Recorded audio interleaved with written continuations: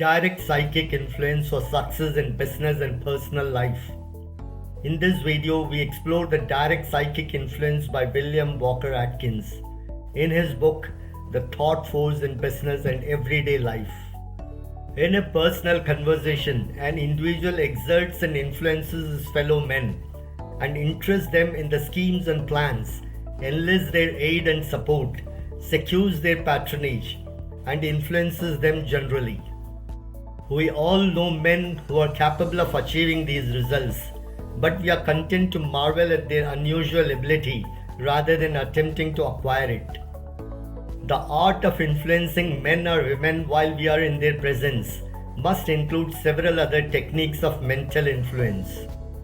When we influence men we meet face to face, we use direct suggestions through voice, manner, appearance, and eyes. This includes not only suggestions made voluntarily by us, but also suggestions made involuntarily by every sincere man. The art of influencing people through suggestion is a difficult term to explain and give a complete picture of the subject. A suggestion is defined as an impression received consciously or unconsciously through any of our senses. We are constantly accepting or rejecting suggestions, with their acceptance or rejection being determined by our level of suggestibility, which is determined again by the development or cultivation of the non-receptive qualities of the mind. We cannot delve too deeply here into the subject of what is known as man's dual mind, also known as the objective and subjective minds, the voluntary and involuntary minds, the conscious and subconscious minds, and so on. Understanding suggestions as a tool for personal influence requires an understanding of the mind's two general functions, known as the active function and the passive function respectively. The active function performs voluntary volitional thinking as well as manifesting what we refer to as willpower. In his busy moments, the active, energetic, vigorous, wide-awake man frequently employs this function.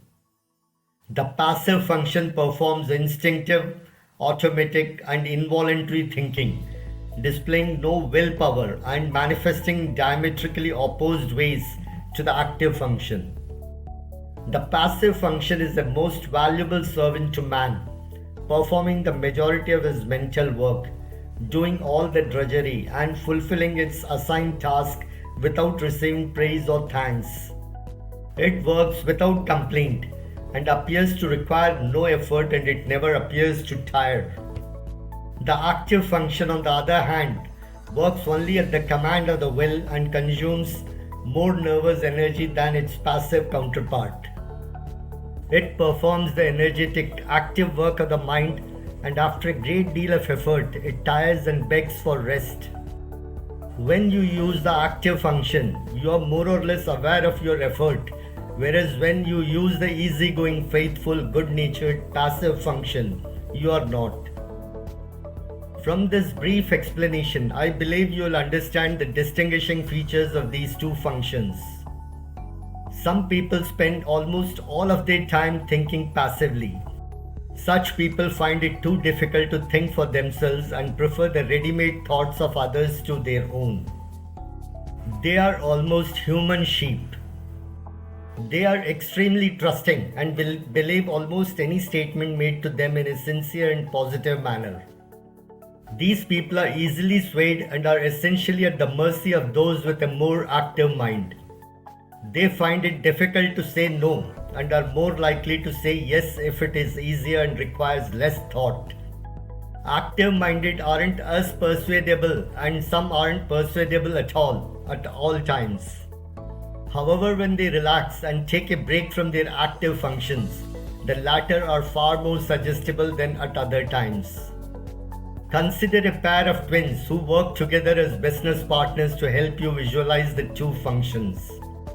They have the same appearance but very different qualities, and each is well suited to the special duties that he has taken on. They share equally in the company's profits and losses. The passive brother is in charge of receiving goods, filling orders, packing goods, and keeping the stock in order, whereas the active brother is in charge of financing, sales, and marketing, pushing things along, and in short, is the executive of the company and its active spirit.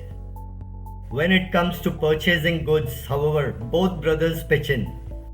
The passive brother is a good natured, easygoing, dead easy type of guy, a plodding, automatic, mechanical type of guy.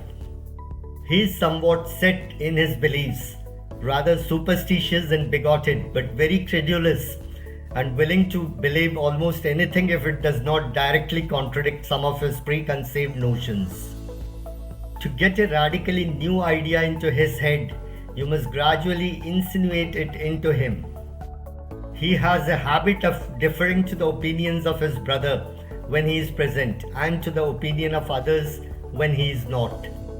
He will be willing to do you any favor, to give you almost anything you ask for, as long as you make your request firm and confident.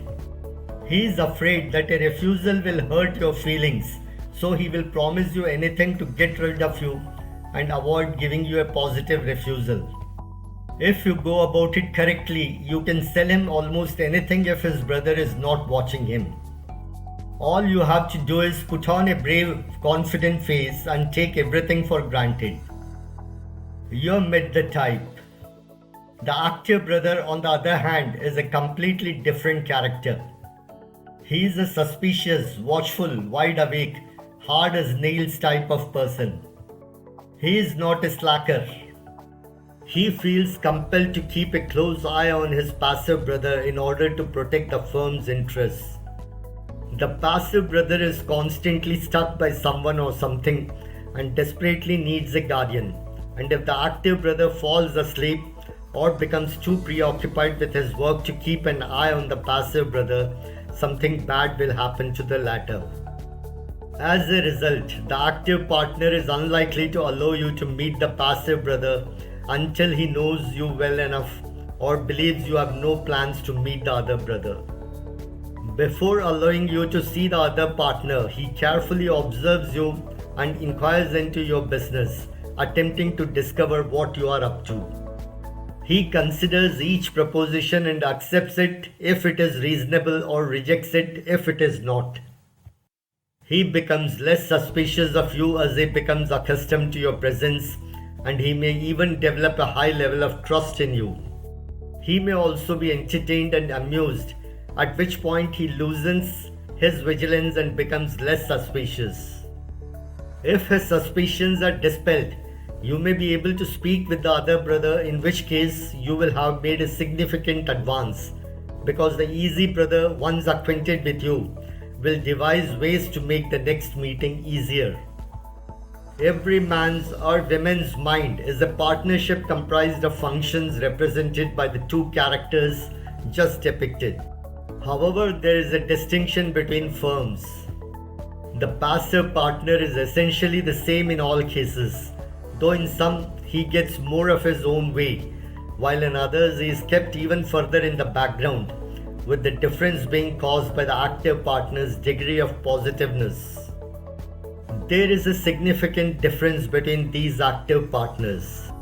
Some of them are magnificent examples of prudence, watchfulness, and sagacity, while others have these qualities to a lesser extent, and some are nearly as easy as their passive counterparts. Some of them can be bulldozed, while others can be coaxed, flattered, or tired out into relaxing their vigilance.